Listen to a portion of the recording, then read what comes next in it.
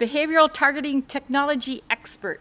And these are just a few of his accomplishments. And this is what his talk is going to be. And so it's got to be a fun talk, because how could you not have a fun talk with fun in the title? So thank you so much for coming, Josh. Thank you. So it's truly an honor to be here. I hope to keep this relatively brief, and we can have a Q&A session afterwards, or I can answer your questions individually and return you to your life already in progress. So if I can figure out how to switch over. I am not a Mac expert. Oops. All right. Thank you. I will attempt to do some other computer tricks later. So, as Trish mentioned, this talk is about recycling data for fun and money, and I hope to cover both of those. As you can see, I am not the world's best PowerPoint expert, so bear with me for the graphics that you'll find in the presentation. So first off, what is digital exhaust? And before I begin, how many people are in the online advertising industry? Less than a handful. Okay, that's good, because this talk is actually structured to be at bring everyone up to speed before I get into any of the fun stuff. But if we look at what data is being collected, traditionally it was collected off of computers, and now we're collecting it off of additional devices. Some of those happen to be mobile devices or portable devices. There's also data collected off of things that we don't normally think about. Today it's maybe television viewing habits. We've all heard of Nielsen, and there's a bunch of these other types of measurement companies that are helping advertisers understand what people are interested in, what type of content, and at the end of the day, that helps support a lot of the content that we enjoy for free. Now, there's also plans in place to have tracking and data collection in automobiles, and the latest one I heard about is on refrigerators. And yeah, I kid you not.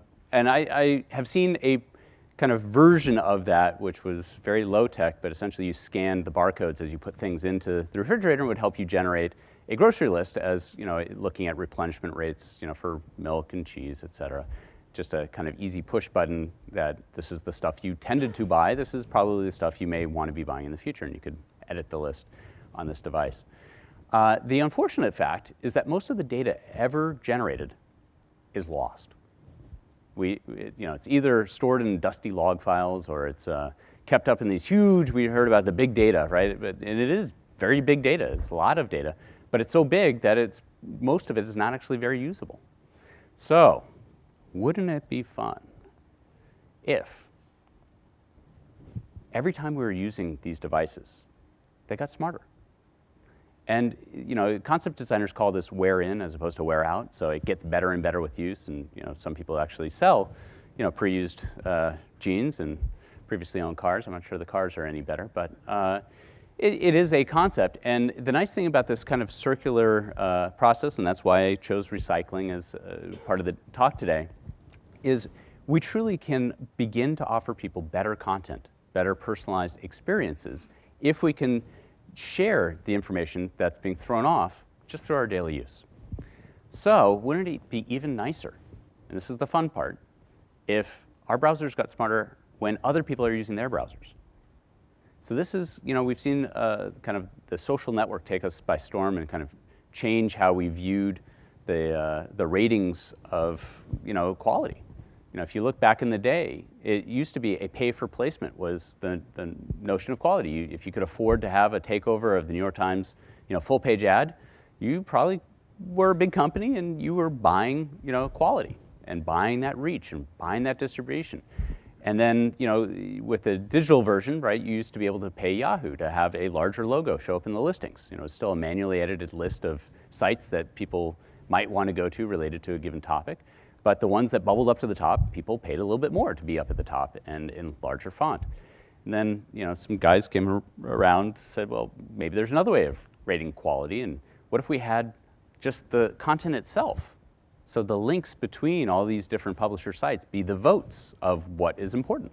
So, Google it famously came up with that approach to creating quality. And we recently saw that there's another way to view quality, and the social networks, instead of having editors, instead of a few editors that we used to have as our broadcast editors or newspaper editors, we democratized it to website publishers, and then we further democratized it to us.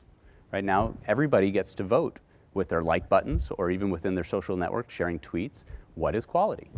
But we're still not closing the loop on that. And so I still think we're in the infancy of where this technology will take us. But the end goal is to basically help us find what we're looking for better and faster. So unfortunately, all this big data is very expensive to process. So it'd be, I don't want to have to personally pay Google to process the web to find my results. So it is nice that we don't have to pay for any of this. And so that's where the money side of this comes in. Most of the content online, as everyone knows, is advertising sponsored. So we'll talk about that as well. So first, since there's very few people who actually understand the digital advertising space, I will try to make it a little bit clearer. First, publishers create content to attract people to come to their website so they can make some money. And marketers try to reach the desirable audience in the right content, or context it's sometimes called.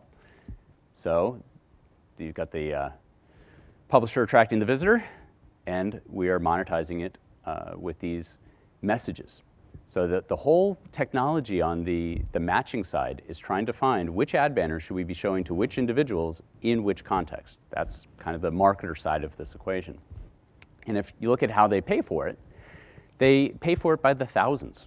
So the standard metric of how they pay to get their ads listed or presented to visitors is called effective CPM, cost per thousand. And yes, thousand is with a T, but they use the Latin cost per mille. So everyone kind of backs out to an eCPM payment model, even if they happen to pay per click or pay per action. So another interesting shift is Google said, well, you don't have to pay for the placement for the broadcast. You get to pay only when someone clicks and they show up at your website, or at least they click. They don't always show up. So they began popularizing this cost per click, and the banner side of the house, which is these graphical ads that everyone sees, or the video ads, soon adopted that as well. It may have come out about the same time, but essentially saying, you only have to pay when someone clicks on the banner. Now, there's a problem with that, because if the marketer is choosing the content, they could say, in this instance, it's a Jaguar, and they could have put next to it free beer, right, and everyone will click. Of course, you may be getting a lot of irrelevant people coming to the website expecting free beer when, in essence, they're trying to tell you more about their car. On the other side, they could say, don't click, right? Horrible things will happen, this will download a virus. And they could still say, Jaguar preventing you from don't ever clicking here, right? And they could get their message out for free. So there's a little bit of a trade-off of, the marketer, when they only pay for people clicking, how much is there a call to action relative to just saying, here's my brand. Pay attention, but please don't click, because then I have to pay. So there's a little tension there. And then the cost per action model is after the fact. So I exposed someone, and days later, they actually bought the book that I was advertising to them, or the shoes that I wanted them to come buy. So this cost per action model, and we'll talk about how the data is collected in a second. So here we see the marketers. They've got some content. They want to reach the right people, and then they have to figure out what sites do they want to put this on. And there's an ad server that helps the marketer figure out which sites are attracting the right types of audiences so that they can maximize their ROI, return on their investment. So if we look at it from the publisher side, so they're creating all this content, and they need to monetize it. So there's really just two sides to the publisher equation. One is to have relevant content to attract lots and lots of people coming back many, many times. So that gives you a lot of inventory and traffic. And again, back to our car metaphors, and publishers also have these things called roadblocks. There's a whole bunch of auto analogies somehow mixed into our industry. But anyway, they're trying to get all this traffic come to the site, and then they got to monetize it. So the monetization is the eCPM we saw, how much someone's going to pay, and then what % of all those impressions they actually sell. So that second half is called fill, the fill rate. And they, of course, want to sell all of them. And they do this through a number of different mechanisms. First, they have a direct sales team if they're large enough. So Yahoo, one of the largest sales teams out there, is saying, please, Mr. Advertiser, come put your ad banners on my website, and we will ensure that your message is reaching the right people as we mutually define right. The problem, though, is that there's more inventory than a direct sales team usually can sell. And if you believe in the laws of supply and demand, when you have more supply than demand, prices tend to fall. So there's a second tier monetization path for publishers, which is the indirect sales team. So traditionally, they give it out to ad networks. So ad networks said, well, I'll help you monetize some of those pages that your direct sales team can't monetize. Or if you're a small website, I'll aggregate up your, Joe's Autoblog with Sam's Autoblog, and we'll be able to attract an advertiser like Jaguar or Ford to come advertise. Because individually, they can't do contracts with millions of small websites, but they can do a contract with this aggregator of the inventory. So then they began to also help the larger publishers with what was called remnant, what was not sold through the direct sales team, and they began to sell it in slightly different manner than the direct sales team was. So because of the channel conflict, if I can get it cheaper through an indirect source than a direct source, well, then why would I ever go through the direct source? So they often would fragment the inventory and give certain areas to the ad network, or they'd change it. They'd say, well, you can sell it, you just can't mention my brand.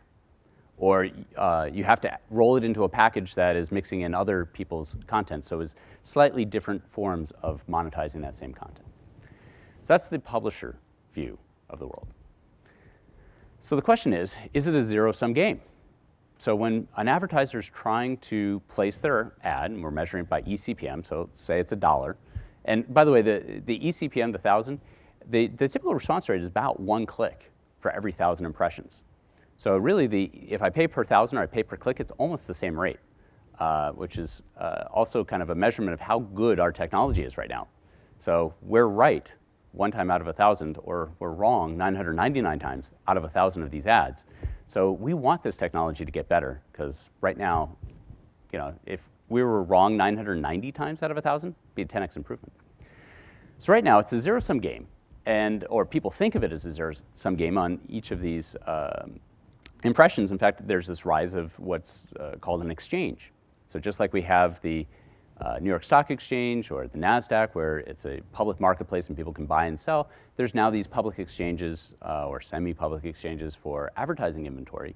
And it's being bought and sold, and there's a highest bidder, and it's a second price inventory, second price auction, like with the Google side, where you only have to pay the price that the second person won if you're the highest bidder. So the notion that it's a zero-sum game is actually, I think, a false notion. So if you only look at it as every single impression, it absolutely is. If I pay $1 more as an advertiser, then that's going to cut into my ROI. If I could have gotten it for half the price and I got the same response rate, then I would have doubled my ROI. Likewise from the publisher, if I can collect another $1, I'm going to have higher yield. It's the same inventory, I'm just getting more money for it. But if you look at it more as an iterative game, then it looks a little bit different. So if you can actually deliver that higher performance, if we can go from the 1 click to the 10 clicks per 1,000, right? An advertiser may be willing to pay 8 times as much. So they're getting a better deal, they're getting higher performance, and they're getting a better ROI. And on a per impression basis, actually the publisher's making more money. And as consumers, we're actually, if we're clicking 10 times more than we used to, we're actually seeing more relevant ads or content. So I think that there will be a shift towards more of this iterative game theory, as opposed to the way the market currently mostly operates, which is this zero-sum per transaction analysis. So if we were going to try to recycle all this data, what tools would we need? The first is really a problem of cardinality reduction. We have, if you look at search terms, I think the number of search terms that more than one person searches in any given month is on the order of about 50 million. If you're at Google, or it's a pretty large set. And of course, there's a zip distribution or long tail in almost everything you look at online. So very, few searches have 80% of all the people generating them, and in the long tail, there's only 2 people searching on that. But it would be nice if we could reduce the sparsity in our matrix by grouping together these similar concepts. Likewise, on the user side, it would be useful, instead of treating everyone as a unique anonymous identifier, if we could somehow group people into these related sets. And we'll talk a little bit about both of those. But from a marketer perspective, we heard for a long time about one-to-one marketing, which I believe is actually not anything a marketer really, really wants, because they would probably have to have as many marketers as the people they're trying to reach. They don't really want to create unique content for each person on the planet. They tend to want to say one too many. It's kind of how we write code. We'd like to write it once and use it many times, as opposed to write a separate program for every single thing we ever needed to do. So the interaction of the people and the content is grouping together these similar behaviors, and we'll talk about that as well. So first, to the content or the context, trying to reduce this cardinality. There's a few different approaches that people use. So originally, we asked all of the publishers, the people producing the content, please tell us, what is this about? It's a really hard problem to guess what this language is trying to communicate. So you wrote it, or at least you copied it. You tell us, what are you publishing to the world?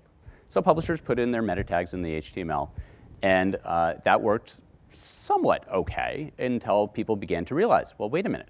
If I put certain keywords in my metadata, then I'll get ads that pay me more money. So there was a little bit of a game theory going on of the publishers trying to figure out what were the magic words they needed to put to actually get paid higher rates by the advertisers, or to attract more visitors, because they'd show up in a different listing by the search engines. So the search engines began to pay less and less attention to what the publishers were telling them the page was about, and they began to try to understand what that page was about themselves. And one of the ways they did it is they used a bag of words approach. They come up with a topic like auto, and then they have a bag of words, or the set of phrases that are associated with that topic. So if I see tires, then it's likely to be something related to auto. And if I see muffler, it's again something likely to be related to auto. And that helped. And it's harder when it's just a search phrase. Search phrases are, of course, the hardest because it's such little text to analyze. So if I say black Jaguar, right, that in absence of anything else, you really have no idea if am I talking about a car or am I talking about an animal. But if you notice that I'm clicking on a bunch of car links after I searched on this, then you can begin to guess that I'm actually in a car mode and show more listings related to that. So that worked pretty well, and they used a standard inverse term frequency to try to figure out what were the important terms on a page relative to all the phrases on the page. But one of the problems with the bag of words approach is it doesn't really understand the language. It's just statistical frequencies, and so it wouldn't really understand the difference between man bites dog and dog bites man. And it's just looking at how many counts of these words appear on the page. So it gets thrown off. It gets thrown off by sarcasm. It gets thrown off by a bunch of other things like misspelling. So people had a bunch of approaches to help fix this. What if we remove all the stop words? What if we focus on the core aspect? The first sentence of every paragraph is going to be more important. Or if it's marked up in HTML, with the header tags, that must be more important. So we'll pay more attention to that. But then again, we're relying on the publisher to tell us exactly, and they can game the system by putting special words in certain areas of their article if they were so smart and knew the algorithm that was being used to rate it. So that was one approach. So going back to the disambiguation and the statistical frequency, some people came up with language parsing. So that would actually say, all right, this is the subject, this is the verb, this is the direct object. And that works really, really well. It's really, really hard. And the problem is it's language dependent. So for every language out there that people are searching and reading, I've got to go figure out all the grammatical rules and encode them. And that's a really hard task. So it was probably the most accurate. If you could get that right, if a computer could read anything like we read things, it might get the humor. It might figure out, OK, I've got a subject and a bunch of stuff in the middle, and then a direct object way at the end. And they're actually related, and I know the order and who's the actor who's being acted upon. And this is an analogy. It's not part of the central topic. I remember one example was an article. It was a health article. And it was talking about the bacteria that grows in shower heads in colleges. And in looking at how some of these algorithms processed this page, because it mentioned college students and some medical professors talking about this problem and made references to horror movies, it's scarier than, Hitchcock in that shower scene, right? The statistical processing came back that this must be either college-related or entertainment-related, because it's all out of professor and university and college students. And if you just look at statistical frequency, that was the right answer. It had no understanding of the actual content that any of us reading that same page would have said this is absolutely about health. So there's a few language-independent approaches, and I think that this is where the research is going to take us. First is pattern recognition. So this is kind of the brute force approach.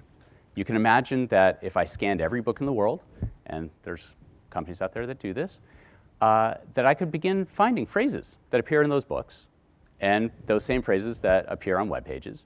And if I happen to have scanned a French cookbook and I find a bunch of those same French phrases on this web page, maybe this web page is likely about French cooking, right? And you can use the title or the subject or the genre or any of the manually categorized information about books to now automatically improve the classification of the web.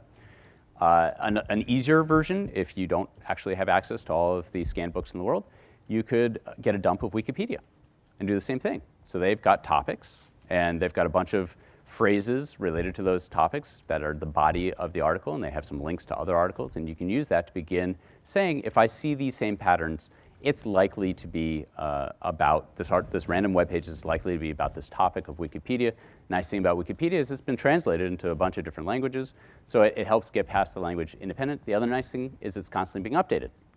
So if one of the other problems, I mentioned Black Jaguar, but in technology, right, we have the storm, and that could be weather, or it could be a technology gadget. I'm sure every month we have new names of brands that are confusing because they also mean something else. Historically it was something like Apple, and now we are coming up with more confusing things to computers.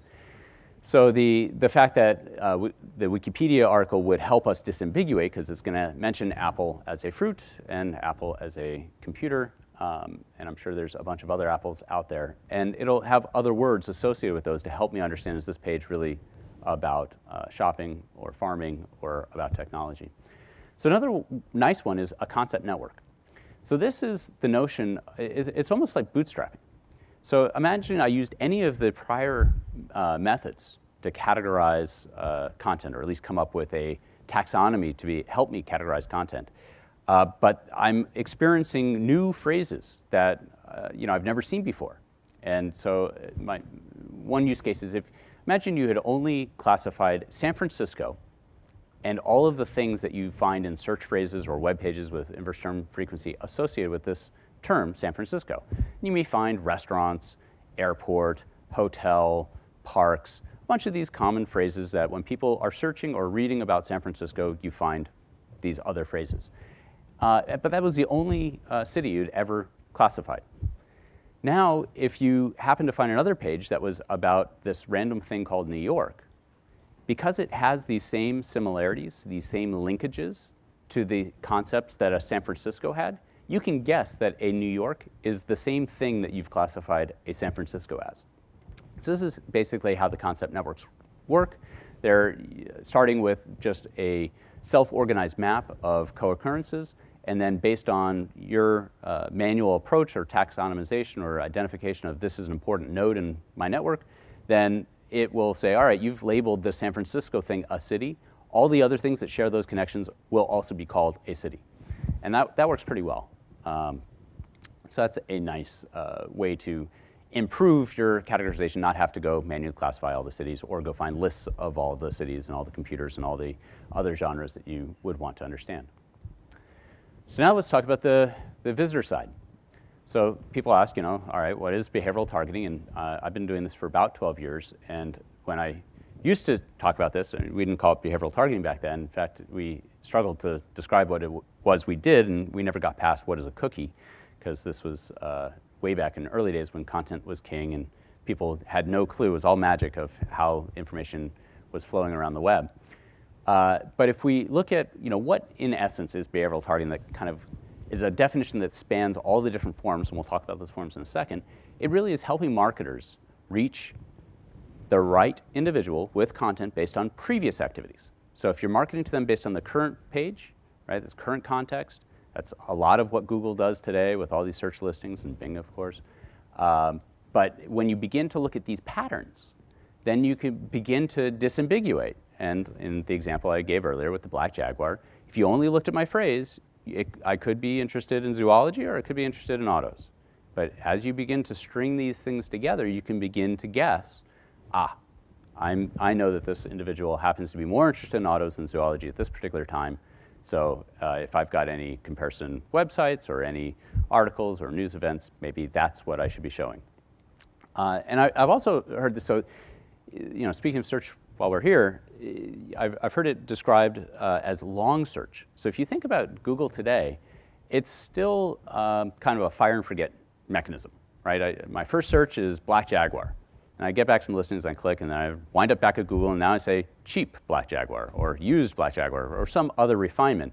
But every time I do that, I have to help Google remember what I was doing. Now they're getting smarter, but it's still very one-off as opposed to task basis. So a better example would be if I'm planning a trip, right? I want to go to New York, and I want to find a city, the hotels in the city. I want to find restaurants, and I want to find some entertainment in the evenings. Right? Google is not basically helping me plan, or Bing for that matter, helping me plan this long search of what I'm actually doing, which is trying to complete this whole task. So the company that Apple bought, Siri, I don't know if you guys ever saw that demo, great demo, but that's a task-oriented view of search, which I hope gets permeated more widely. But it would basically guess what your overall task was and help and have some memory associated with what you were trying to do and help you accomplish that task. And it's more like the promise of a personal assistant that all these portable devices were labeled as when they first came out. So what are the different forms of behavioral targeting? So it really breaks down into a few key buckets. One is how many events, how many of those prior events are you looking at? If it's current event, right, it's contextual targeting. If it's one prior event, then it's some sort of behavior, it's previous behavior. And the simplest form is actually called retargeting. So this is when I want to show a visitor some piece of content related to what they used to be looking at. So this is typically done when I abandon a shopping cart. So it's actually not just one event. I lie a little bit. It's really one event and one non-event. You added to cart and you did not yet purchase. So there's 1 plus 0, which is still kind of 1, so bear with me. But it's the simplest form of behavioral targeting, but you'd imagine that it's actually going to be the best. And the reason I say that is not only has this visitor actually expressed through their behavior, this is the product that they're interested in, but they've told you the retailer as well. I want this thing, I've added it to this cart from this retailer, and the reason they abandoned may not have been because they didn't like it. Maybe they had to run for the train, or they picked up a call, or they went to play with their kids. And there's many reasons why they abandoned that shopping cart. And just reminding them, hey, you just added this to cart. You want to come back and purchase it? A lot of people actually do. So it's one of the highest response rates, and there's whole companies that's all they do. Is they just help with marketers with this retargeting of finding visitors who had previously added to cart on their retail website and help bring them back. So that's kind of the simple one. The more complicated ones are now we're not just looking at one event or one event and non-event, but multiple events. And when we begin doing that, there's about 4 main approaches that I'm aware of. And I'm sure smarter people will come up with some other approaches. So the first that really hit the scene was clustering. And this is really kind of a carryover from the offline world. So if people have heard of prism segments or mosaic segments, in the offline world, the people in direct mail had to deal with 50,000 zip codes, or 1.7 million zip plus 4s. It's about that order of magnitude. And so they wanted to somehow group all of the U.S. into these custom buckets, so they didn't have to constantly list off, here's the 1,000 out of the 50,000 I'm talking about. They would group them together, and we came up with terms like soccer mom. Right? And that's the one that people tend to use a lot. And in the online world, we now talk about gadget geeks as well, because we're in the online world. But it's a nice approach in that it's very simple for marketers to understand. It's small set. It's usually less than 100, usually closer to 30, sometimes up to 60. And a bunch of companies have their own segmentations of the universe, and every visitor is classified at any given moment into one and only one of these clusters, which is kind of the problem, that at any given moment, you belong to one and only one cluster. You are only a soccer mom, not a gadget geek, or you're only a gadget geek, not a soccer mom. And of course, there's many who are both. Most people have more than one interest. So while it is useful to understand from a marketing perspective, it unfortunately is not as useful from a consumer perspective or a response rate perspective, because the other problem with it is you better hope that the way they've segmented the world matches with what products you're trying to sell. The way I'm going to segment the world for Jaguar may be very different than I'd segment it for Coke or Nike. So that's kind of the issue with clustering. People figured it out relatively early, and so they came up with this business rules approach. So this is the standard Boolean logic that everyone says works on paper, but has a hard time explaining in English because we tend to misuse words when we're using these and not and or not type phrases.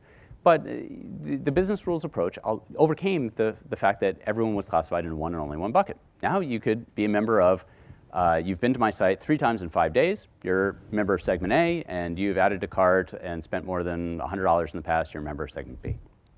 So now, all of a sudden, we could begin to target people based on more than a single interest at a time. The problem with this one, though, is people, marketers love the idea of ultimate flexibility. And when this first came out 7 years ago before Hadoop, this was a really hard problem to say. You can write any custom, Boolean logic statement, and I'll tell you how many people in a short number of seconds or maybe a very small number of minutes, how many people are eligible to meet this criteria. It was a really complicated computer technology problem to solve. The problem, though, is the marketers, like the flexibility, but they didn't know what rules to program. Is it 3 events in 5 days, or 5 events in 3 days? I don't know, and most marketers wouldn't know, right? The way you figure it out is you test and you constantly iterate, and the problem was that the web keeps changing. So you did your experiment, you did your A/B, and you found it really was 3 events in 5 days, but it's a week later. And all of a sudden, those events that you were measuring, it's now different websites or different articles on those websites. Or people have changed mindset, and it's a different set of people looking for things. And so because it's such a fluid, dynamic set of parameters that we're trying to write these rules for, it was really hard to keep up and really hard to figure out and very manual and very expensive. So people searched for other approaches. So then some smart folks said, well, what if I kind of let the data speak for itself? What if you tell me what's good? Forget about defining what you think will lead to someone being good. Just tell me what is good. They purchased, or they added to cart, or they've spent more than 10 minutes on my website, or they've liked my brand a number of times, or told their friends about it, whatever the good event definition is. And then I'll go look at what other information I have associated with these IDs, and I'll do some lookalike modeling, and I'll find other people who may not have done that good event yet, but they share a lot of the same characteristics as the good people. So this is lookalike modeling, and a variant of that is the social graph. Instead of looking at the behaviors, they look at who are you connected to. I remember talking to one of these startups, and they were still in beta when I was talking to them, and they were talking, I'm going to target all of the friends of people who click on ads. And I said, that's ridiculous, right? If I buy a flat screen TV, all the people that I am friends with, they're not in the market for a flat screen TV just because I buy one. And I threw it back at them. I said, take a look at you and your friends in your neighborhood. How many of you own the identical car to all your friends or your neighbors, right? People have lots of different interests. I can't believe this would ever work. And unfortunately for me, it did. Fortunate for them, right? They're retired and living at the beach. But the reason it worked was actually twofold. One reason that kind of makes sense from a marketing perspective, one that kind of makes sense from a technology perspective. So from the marketing perspective, just because I'm friends with people doesn't necessarily mean that they're in market, but it may mean they can afford what I'm looking for. So it's a very good socioeconomic surrogate of I'm probably friends with people who graduated from college or can afford to buy a flat screen TV if I've bought one, right? And that type of grouping together actually worked very well in finding people Not necessarily that they were in market, but if you're starting with random, this was better than random. So that was one reason it actually did work, even despite my expectations that it wouldn't. The second reason that it works quite well is that online, there's a bunch of research people who write robots and spiders. And not all of them declare themselves as robots and spiders. Some of them want to trick all these web servers, and they try to mimic real people. So it's very hard to detect all these robots. In fact, they consume a lot of the ads. And the nice ones, raise their hand and say, I'm a slurp bot, and I'm here, to build an index. But many of the robots out there are generating a lot of page views and consuming a lot of ads, and they're never going to buy anything, right? So if you could somehow filter them away, then you're going to get the same positive results on the top in the numerator, but all of a sudden your denominator is going to be a lot smaller. So your overall success rate is going to be a lot higher. And it turned out that very few robots have Facebook pages. So this was a wonderful robot filter. So that was another reason. If you're a robot in here, don't listen. So that was kind of the lookalike modeling approach, let the data speak for itself. There's a fourth version, which is, if you look at kind of the previous three, they're more descriptive and kind of grouping people together based on their past activities.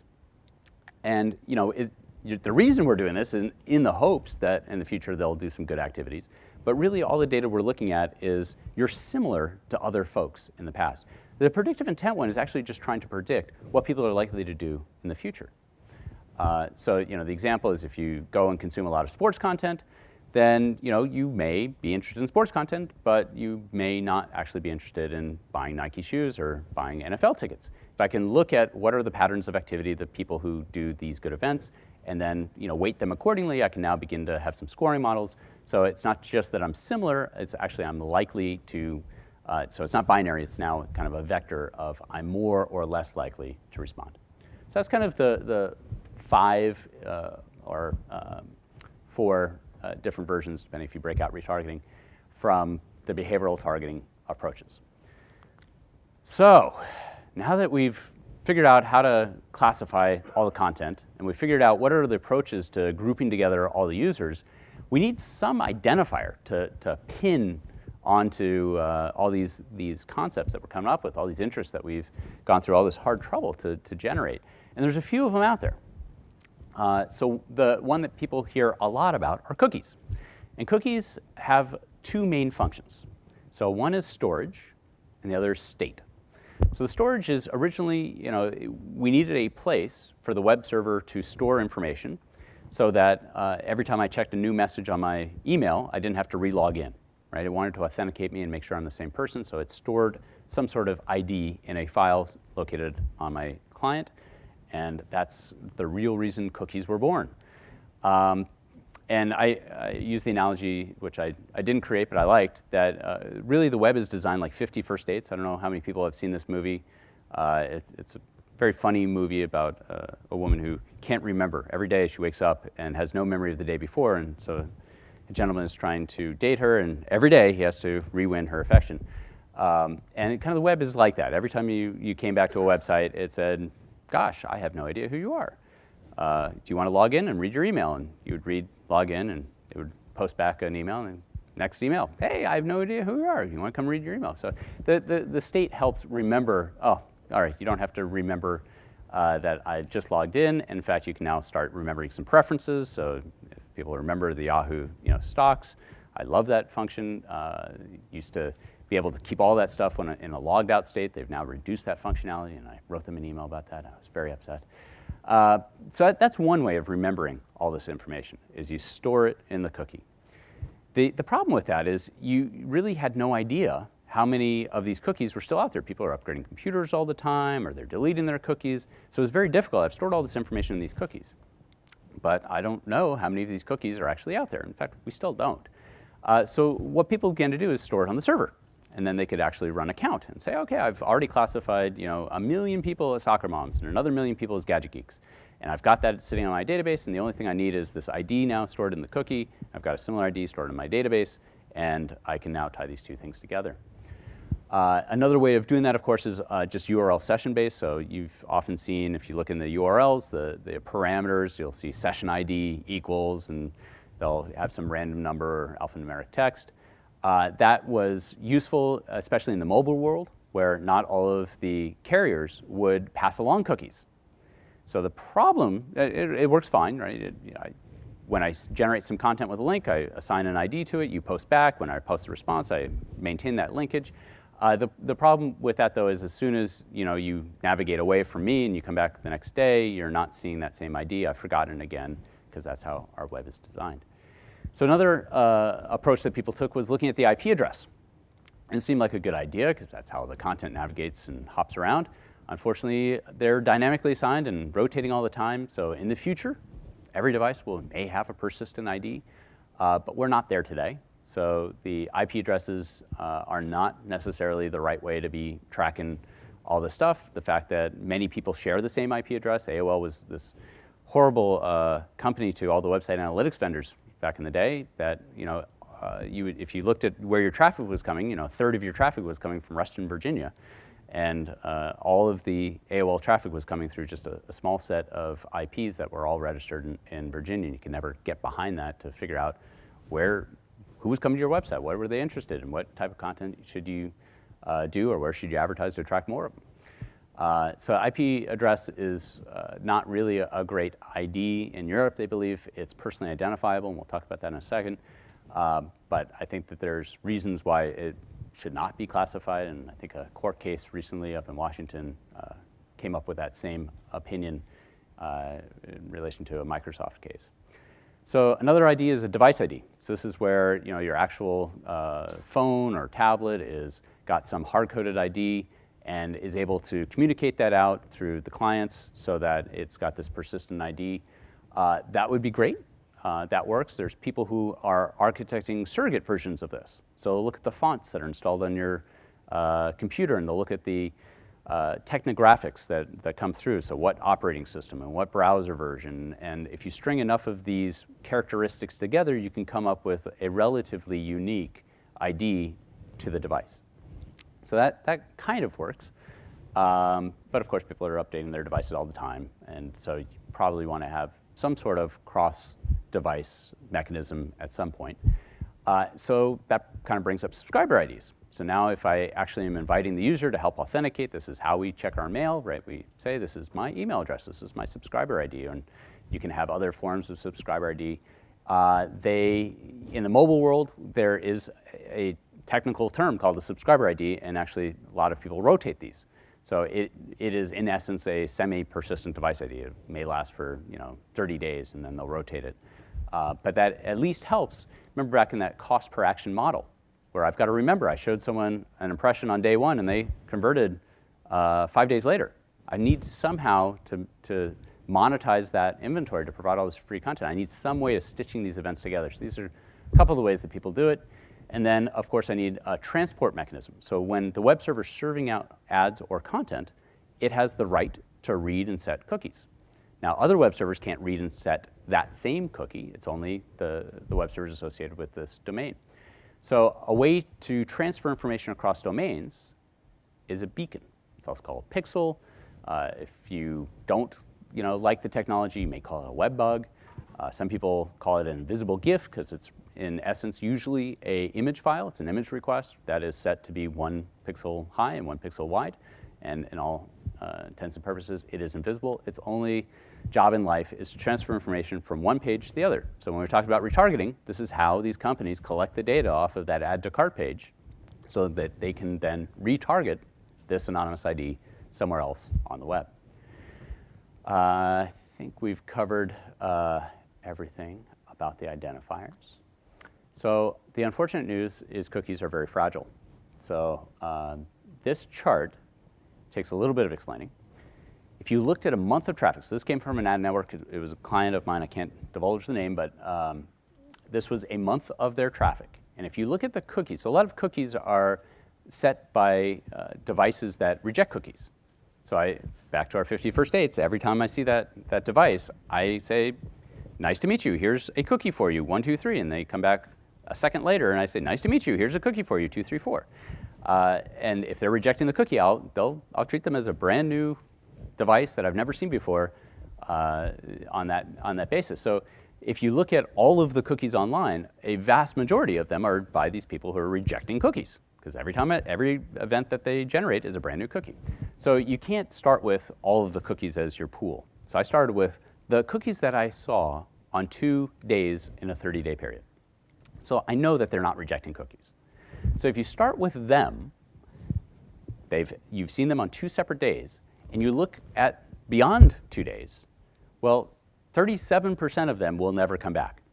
So you saw them on 2 days in a month, and you never saw them again.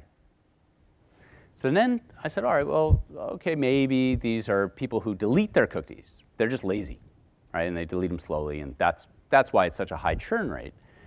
So what if we looked at people who we've seen for 7 days out of a month?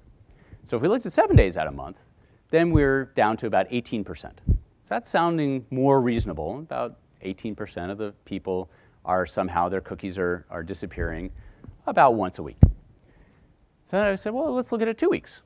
And then it dropped to 14%. And then for probably small data reasons, it went back up to 16% if you looked at them for 3 weeks. But on average, you can see it's in the 14 to 18% range of cookies are churning for people who are actually accepting these cookies and not actively deleting them all the time. So they are very fragile. And as I mentioned, people are trying to overcome this. Kind of some of the other methods is inviting the user to opt in and self-authenticate. And you've seen some of the social network with OAuth trying to say, I will use my Yahoo login to authenticate on Facebook or vice versa, and now you can help personalize content to me no matter where I happen to be online, so long as they're also subscribing to the same service. Which brings up privacy. So the analogy I like to use with privacy and all this data collection is a highway, because we're talking about traffic and recycling exhaust and whatnot.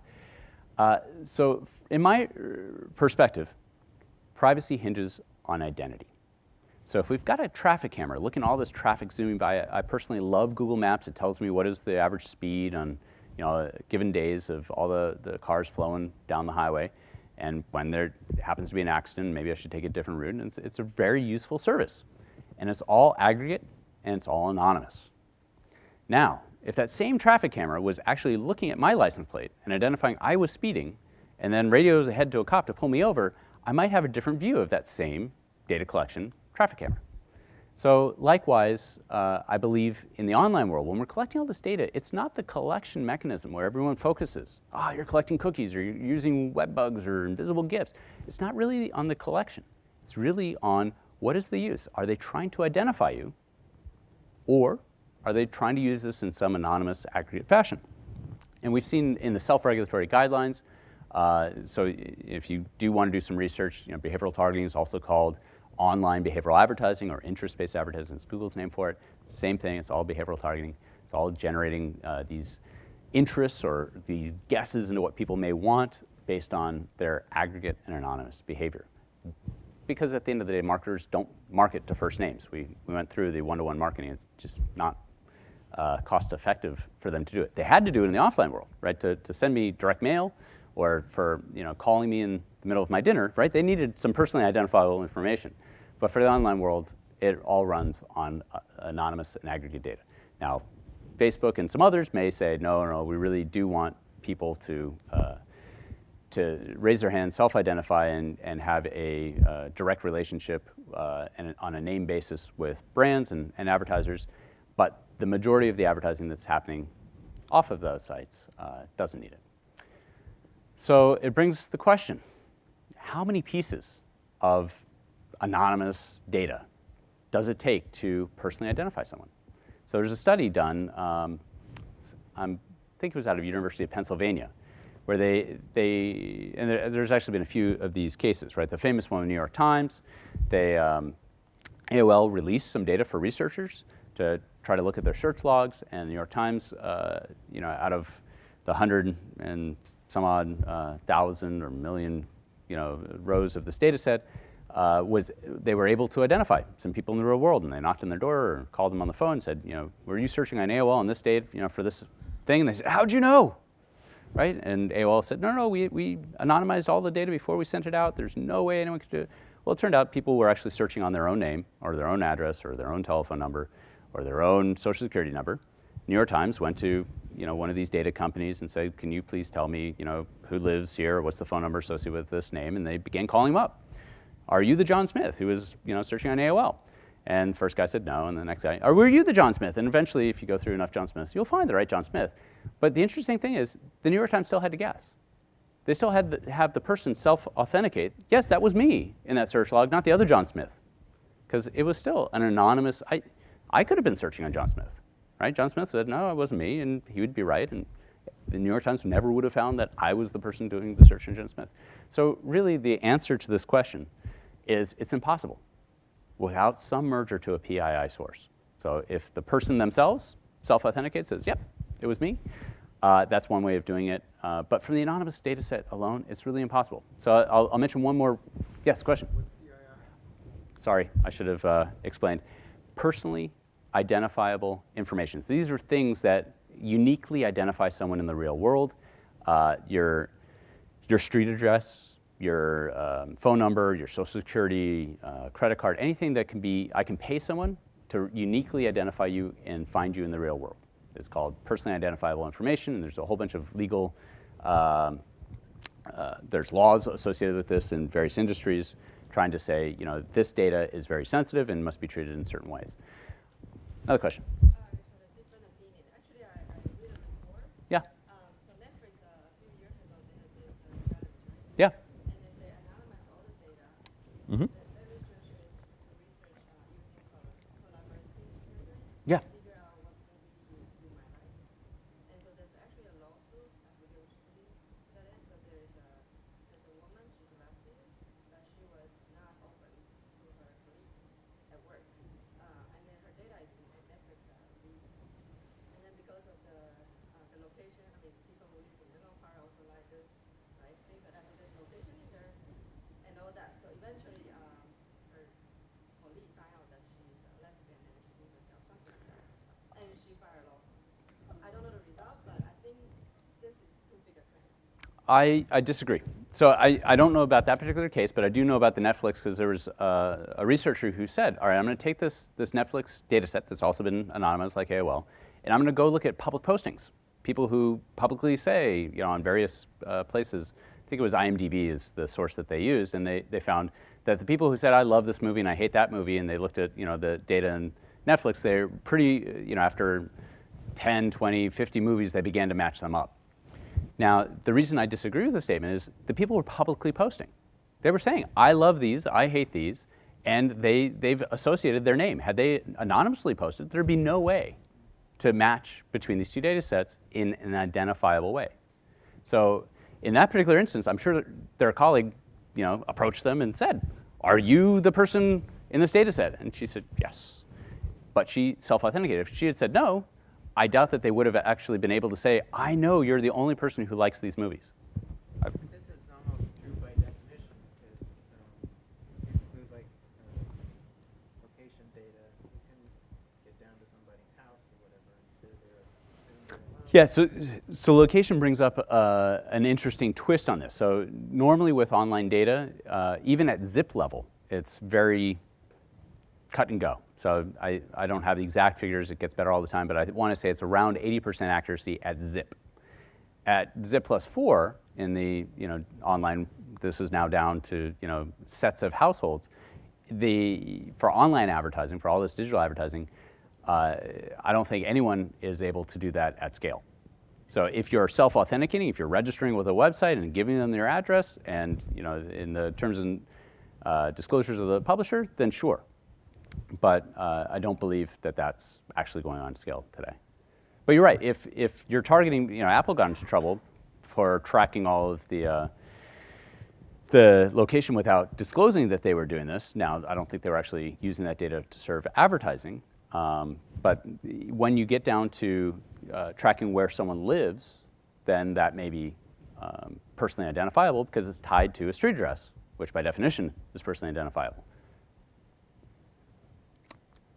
So let's talk about the future.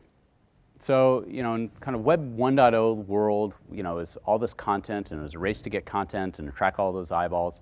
And it was really the content linking to content, and, you know, we as consumers read and began to buy stuff online. And then we figured out that there was a lot of content out there, and we needed some help.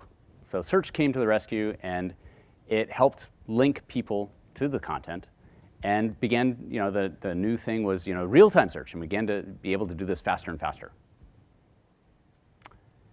And then came the social networks, right? And that linked people to people. And all of a sudden, you could begin liking content and explain to all your friends. And that's kind of almost, you know, where we are today. Where we're beginning to go is to location. So where I think the next frontiers of all of what we've been talking about is using the same information or the same methods to actually collect where people go in the real world or what people buy with their credit card. So I know we have some experts from the mobile landscape and commerce landscape in the audience, but I believe that the same sort of information of content personalization or helping bring interesting or likely to be useful content to my doorstep that we've seen in the online world, we'll soon be seeing in the offline world. So an example might be, if I'm going on my trip to New York, and other people from my area have been on a trip to New York, the places that I shop where I live, and the places that they shop where they live, and then where they went in New York, maybe those would be places I'd want to go in New York. So the same sort of information and processing that we're talking about with the online data now can be used with offline data.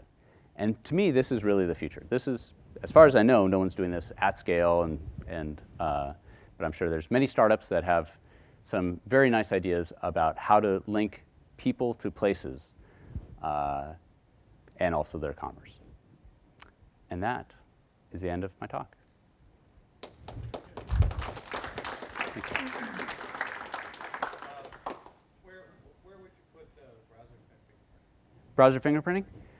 So the browser fingerprinting is a surrogate cookie or surrogate device ID. It's, you know, looking at the technographics of the user agent string and then the customizations that you've done that are communicated out, like the fonts that are installed or screen resolution or all these other characteristics to try to create a persistent identifier. It's only semi-persistent because people upgrade their monitors or they change their devices.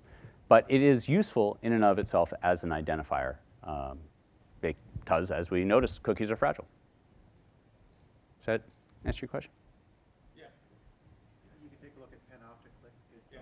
That's what I was referring to. There's also a company, Blue Kava, that is creating these device IDs or surrogate device IDs. Any other questions? Thank you.